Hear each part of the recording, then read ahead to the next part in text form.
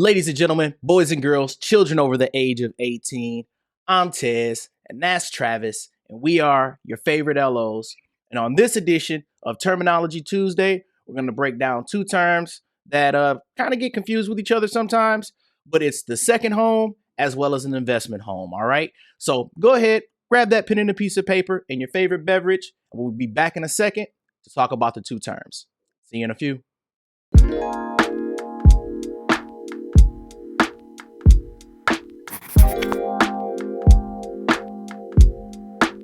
All right, folks, welcome back. And as we said in the intro, we're going to break down the two terms today, a second home as well as an investment home. So I guess I'll go ahead and start off just because we want to go in order. I'll go ahead and break down the second home. And the second home is pretty simple to understand in regards to the mortgage process. Second home is basically a residence that you intend to occupy for part of the year in addition to your primary residence, right? So usually the second home is also called the vacation home. So it could be used as a property that you regularly visit, such as a condo or a townhouse or something like that, or actually a full-blown house, whichever you prefer, in a city where you often can conduct business as well. So if you're one of those out-of-town traveling kind of folks, that can also be defined as a second home as well. But typically, it's referred to as the vacation home. Oftentimes, to qualify for a second home, the property must be located typically like in a resort or a vacation area. So like think like, hey, if I get a house in the mountains, or if I get a house by the ocean, or hey, the favorite vacation spot near Disneyland or something like that. Folks have, all over the place as far as that. But typically, it's either a resort or a vacation destination, or it could be any home that's a certain distance from your primary residence. If I'm not mistaken, Travis, you can correct me when we go back. It's typically at least 50 to 100 miles. I want to say 50 from your primary residence. All right. So that's kind of like what a second home is and how the home would actually be defined as a second home. So, biggest tidbits you want to talk about, resort or vacation area, and at least 50 miles away from your actual property that you have as your primary residence that you'll be occupying for a certain amount of time during the year. So, Travis, I'm going to come back to you, sir. When it comes to second home, did I miss anything with that? No, great job. I think one of the biggest things that oftentimes, especially when I was first starting in the industry, that kind of like threw me off was this idea of like those vacation type amenities. Or most people don't understand that, like Tess said, you could have a business purpose to be in that second home. Because like a lot of times we automatically assume that a second home is a vacation home, but sometimes there is a business purpose for your second home. I had a client that actually had an office in the Midwest who had, like they had a primary home in the Midwest, and then they were building a satellite office here in the state of Michigan. And that actually qualified as a second home because it was going to be near that satellite office that he was going to have to, be at quite frequently. Obviously, not as much as you would be at your home office.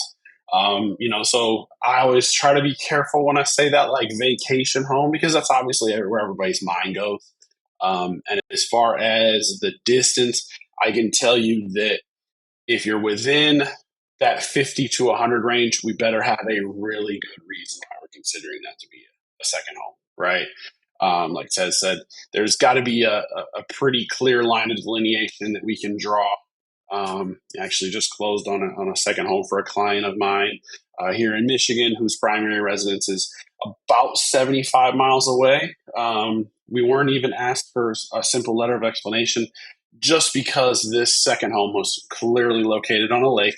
So the underwriters are going to use their common sense and make sure that it makes sense to them. If they have more questions, just be prepared to answer those types of questions. And then one other thing to hit on is the initial intent. Like there are going to be some regulations as far as how many days you're allowed to actually like rent that place out, which will run right into that investment conversation that we're going to have that I'll cover. But just make sure that when you reach out to your loan officer and you say like, I want to buy a vacation home, If the intent is for you to Airbnb that thing 365 days a year, it's not a vacation home for you, right? So I think that kind of piggybacks and leads me right into the conversations of the definition of an investment home. And one of the biggest things that we run into is that conversation we just addressed there, where it's like, yeah, I want to get into Airbnbs. I mean, thanks to a couple social media platforms, Airbnbs are like huge. Everyone thinks that they're the best thing in the whole wide world as far as like an income stream, and they can be. Okay. But just keep in mind that that would technically be an investment home. So the easy way to remember an investment home, quite often, I break it down to this. If you're not going to be living in that home at all, it's an investment home. That goes for homes that you may be buying for siblings, children, parents. Tez, I know you've probably run into this. How many times have we taken a phone call from someone who wants to purchase a home and say, I want to buy a second house for my mother to live in? Right? Unfortunately, even if you're not charging mom rent, that is an investment home. Now, obviously, in the traditional sense, an investment home is going to be a home that generates income for you, or in some capacity, whether that's a monthly income in the form of rents received. Sometimes it's as simple as a fix and flip.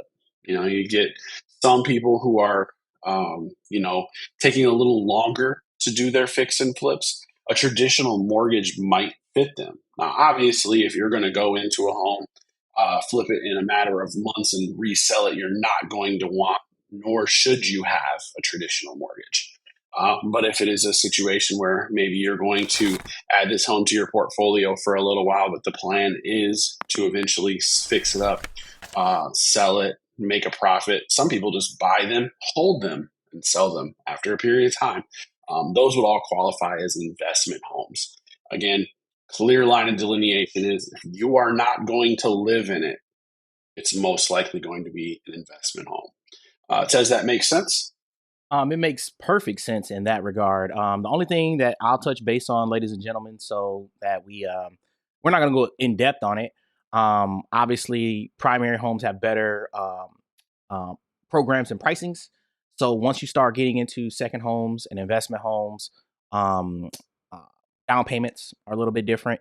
One thing you want to think about is taxes on those properties, right? Those will be different on investment houses versus second homes versus primaries. So definitely talk to your mortgage advisor so that way they can break it down of what that means.